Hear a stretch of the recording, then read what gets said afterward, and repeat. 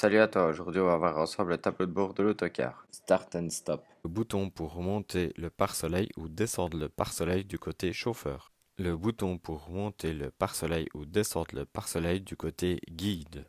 Le dégivrage du pare-brise avant de l'autocar. Dégivrage de la fenêtre côté chauffeur. Troisième essuie-glace qui vient en supplément de la partie supérieure du pare-brise avant de l'autocar. Les feux anti-brouillard avant de l'autocar. L'interrupteur de commande générale du 230 volts qui alimente tout l'autocar. Le bouton général qui actionne les appels de test ou de service. Le chauffeur a directement possibilité d'ouvrir ou de fermer les toilettes. En appuyant sur ce bouton, la caméra arrière se lave automatiquement. En tournant le bouton sur le A, les feux de position et les feux de croisement se mettent automatiquement en route en fonction de la luminosité extérieure. Les feux de position, les feux de croisement. Tirant sur le premier cran, les feux anti-brouillard avant se mettent.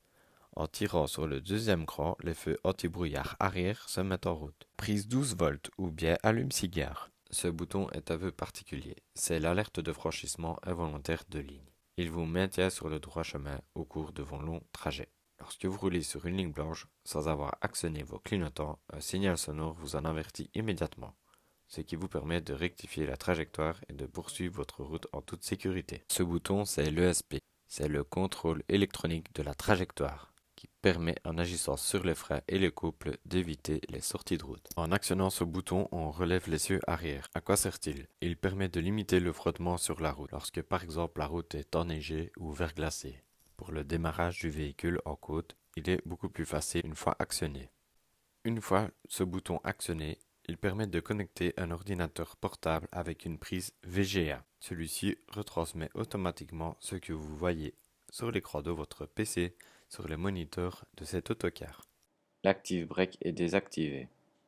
Il permet de mettre en fonction la caméra arrière du véhicule. Il permet de régler le volant de l'autocar, aussi bien en profondeur qu'en hauteur, en fonction de la taille du conducteur. Ceci est le commutateur pour passer du klaxon classique électrique au klaxon corne de brume pneumatique.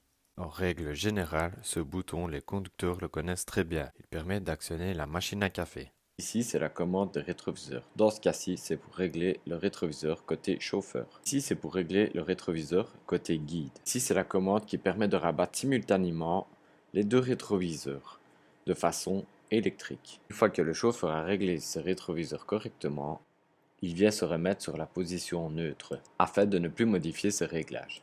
3,90 m ou 3,90 m, c'est la hauteur totale du véhicule. Éclairage conducteur. Mise en fonction de toutes les liseuses individuelles pour les passagers. Éclairage au minimum pour le compartiment passager. Mise en fonction du ruban LED de part et d'autre de l'allée centrale. Les liseuses individuelles sont actionnées partout dans l'autocar. Éclairage maximum pour le compartiment passager. L'aide de démarrage en côte. Remise en position initiale de l'agenouillement du véhicule. Montée de la suspension de l'essieu avant.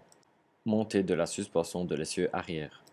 Ce bouton est appelé le frein électrique. Il est très pratique pour le chauffeur d'autocar. Celui-ci l'enclenche directement dès qu'il est à l'arrêt pour un certain moment ou bien lorsque celui-ci est à l'arrêt à un feu tricolore. En appuyant sur ce bouton, il agit directement sur les freins et les blocs. Lorsque le chauffeur accélère, les freins se desserrent automatiquement. Le gros avantage de ce bouton, c'est que le chauffeur ne doit pas rester le pied enfoncé sur la pédale de frein pendant le laps de temps qu'il est arrêté. Il agit sur la suspension avant et arrière simultanément. On appuie sur ce bouton, ce qui actionne l'agenouillement au maximum du véhicule, entre autres la position basse des suspensions. De cette manière, la hauteur de caisse est réduite au minimum, ce qui facilite la descente des passagers. Descente de la suspension de l'essieu avant. Descente de la suspension essieu arrière. Commande déverrouillage des soutes côté gauche. C'est la commande de déverrouillage des soutes côté droit du véhicule. C'est la commande pour l'ouverture des toits avant ou bien arrière du véhicule.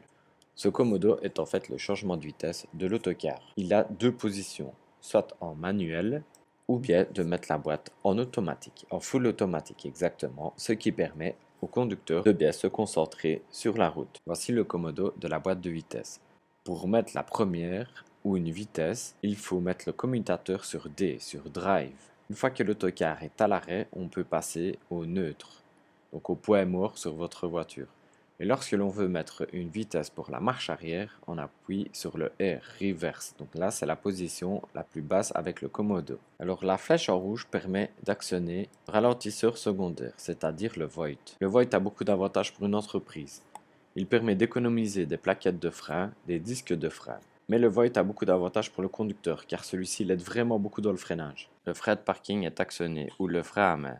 Il sert à garantir l'immobilisation du véhicule. Dès lors, le frein de parking est desserré. Et voilà les amis, on arrive à la fin de cette vidéo. J'espère que tu as pu comprendre un peu plus sur le tableau de bord de l'autocar en règle générale, surtout ici de la marque Setra. Si cette vidéo t'a plu, n'hésite surtout pas à mettre un pouce bleu et alors abonne-toi pour une prochaine vidéo.